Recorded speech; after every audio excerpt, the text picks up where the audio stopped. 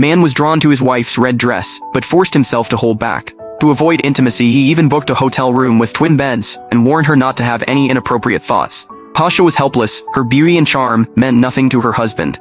During dinner, she invited him to go shopping, but while waiting for the car, Jack left early. He never planned to accompany her at all. Even without her husband, Kasia smiled easily while Jack was busy trying on clothes, because in his eyes, outfits mattered more than his wife. But he didn't expect Parisian tops to be so expensive, and the cash she brought wasn't enough. So he returned to the hotel, planning to ask his wife for some money. Kasia happened to be out, and seeing the souvenirs on the bed, Jack finally realized his wife was a quiet, rich woman. Then he checked her phone and found her life was much more comfortable than his. Just then, Kasia came out and gave him a shock. From that moment on, Jack began plotting how to get some money from her. He said he could rent himself for $100 an hour, and as long as she paid on time, he'd accompany her all day. They took the elevator to the top of the Eiffel Tower. Since no one in Paris knew them, Kasia booked her husband for the whole day. After a few days, Kasia was very pleased with the trip and even sent photos to her in-laws. The parents-in-law also called her every day, always asking if she had enough spending money, which moved Kasia deeply. She began to think it was time to consummate the marriage. But on the fourth day, the in-laws found the divorce agreement Kasia had drafted earlier.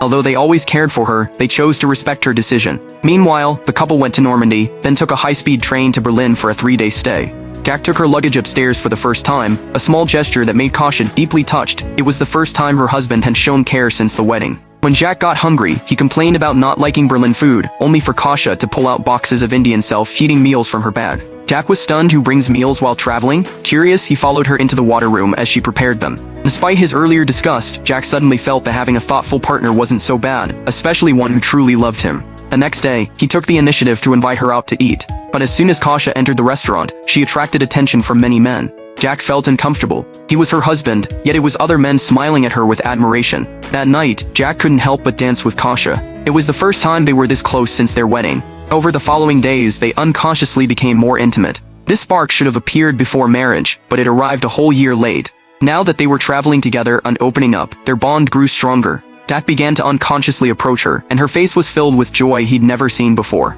Until one day, Jack saw another man flirting with Kasia, and a wave of crisis hit him. He couldn't shake the feeling that his wife attracted too much attention. That night, Jack held her hand tightly in bed, afraid she might run off in the middle of the night. The real turning point came the next day when Kasia had a seizure in public. Jack immediately rushed over and held her up, shouting for help. In that moment, all his resentment toward her epilepsy vanished. Luckily, Kasia was okay, and the two flew back to India together. After returning home, the in-laws were overjoyed. Their son had truly brought his wife back with him. From their perspective, the Europe trip had rekindled an intense spark between the couple. The once cold son no longer showed any resentment toward his ill wife. In their eyes, the bond between the two had become strong.